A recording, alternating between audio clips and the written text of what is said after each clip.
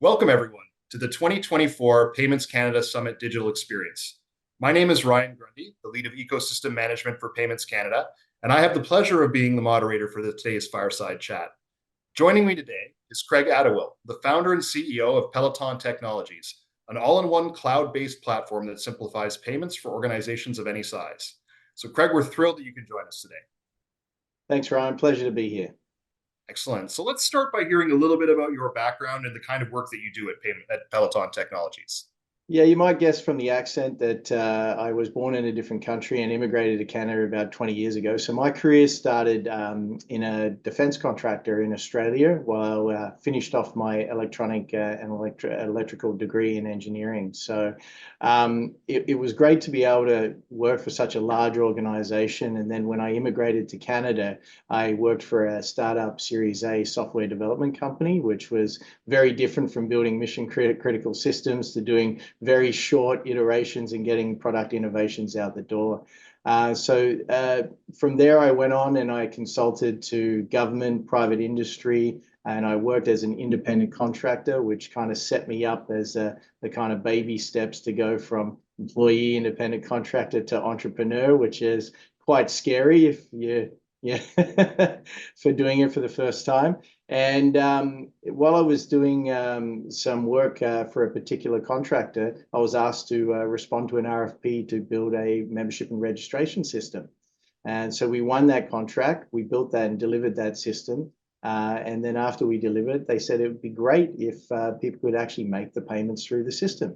And so that's where the idea was born to start Peloton. And that's where my career in payments started.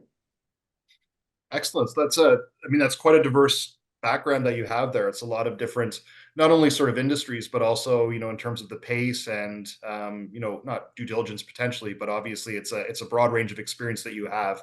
And it's nice to hear that sort of the impetus for Peloton Technologies came out of a real life use case. It's not something you reverse engineered. It was basically addressing a need that was out there. So, given the background, given sort of the roadmap to Peloton, you're probably very well, positioned to talk a little bit about, today's payment landscape, having seen it sort of from the outside and then, coming into it. So when we talk about today's payment landscape, where is it that you see the greatest opportunity to innovate? The payments landscape is extremely siloed and fractured, or it has been. It's starting to get better, but you'll see a lot of solutions in particular verticals. So someone will tackle credit cards and solve problems in there. Somebody else will tackle EFTs, ACH, cross borders, wire, etc. But none of those solutions are really tackling the problem from the small business owner's perspective, which is I need a solution that does all of these things in one place. So that's kind of what I focused on. In between all of those careers, I owned some small businesses, and I was in charge of finding a POS and picking out a terminal and dealing with the keying errors and staying up late nights trying to find where the money had gone and doing all of those financial tasks at night outside of the business. And to myself, it was like there has to be a better way for this. So having experienced that as a business operator, you can definitely see how fractured and siloed it is when you have to go to 5, 6, 7 service providers to get the services to run your business. Thanks for that, Craig. I know, in terms of the payments landscape, we've seen a pretty significant shift recently with the implementation of a few regulatory regimes. With last year's fall economic statement, the Retail Payments Activities Act roadmap was laid out, and even more recently, we've seen a regulatory regime set up around the implementation of open banking or consumer-directed finance in Canada. So wondering how you feel about that and how that will sort of impact the landscape and what your impressions are upon those regulatory regimes. Yeah, well, I've got lots of thoughts on those, Ryan. It's been 14 years. So at times early on, definitely there were times where I felt like I wanted to pack everything up and go to another country where I could deploy the technology and grow the company a lot quicker than within the framework that Canada was providing.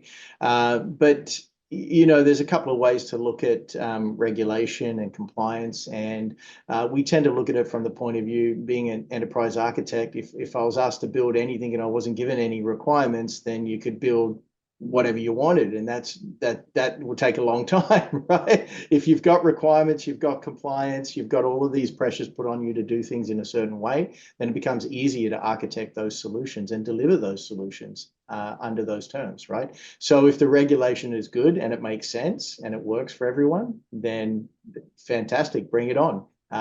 Tell me the requirements, we'll build the technology to meet them.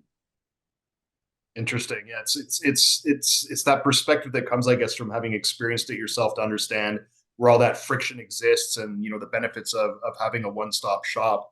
You talked about the fractured industry a little bit, and in my line of work, dealing with players in the Canadian payments ecosystem, I have the benefit of dealing with a very diverse range of enterprises, and often we'll see it's sort of cited as innovation and competition, and on sort of the other side of the spectrum we have safety and security, and it's often cast as fintechs on the one side and financial institutions on the other side. But for many large financial institutions, partnering with a fintech can be faster and more commercially viable than building or buying. So just wondering if you have any perspective or how you see those partnerships evolving. Do you see the Yeah, role of fintechs in Canada changing in the coming years? yeah, well, I've kind of lived through some of that change. We've been in business for 14 years now. So when we started, there was a lot of friction. I think it was new, but I have to say that the financial institutions are self-aware.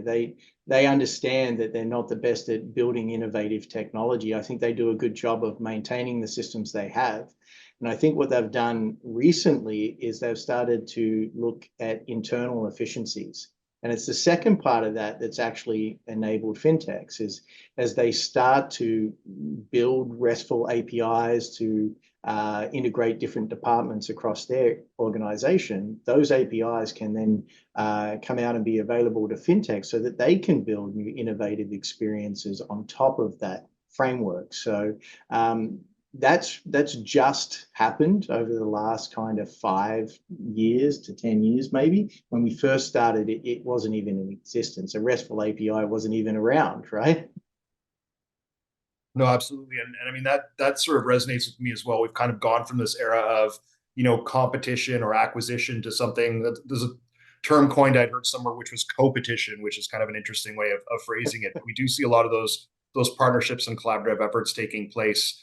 And, we're very blessed, obviously, within Canada to have, a very engaged payment ecosystem that, comes together every year to talk about the future of payments in Canada. Of course, I'm talking about our conference, the Summit.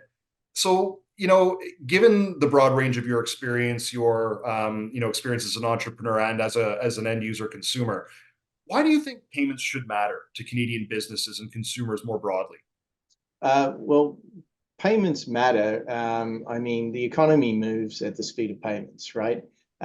So you could take one example there is that people used to pay their federal taxes. They used to get in their car, they used to drive to the bank, they used to make a payment and drive home. That could take half an hour. And now we log into our online portal and we can do it in 10 to 20 seconds. So multiply the time savings and the inefficiencies by 20 million people.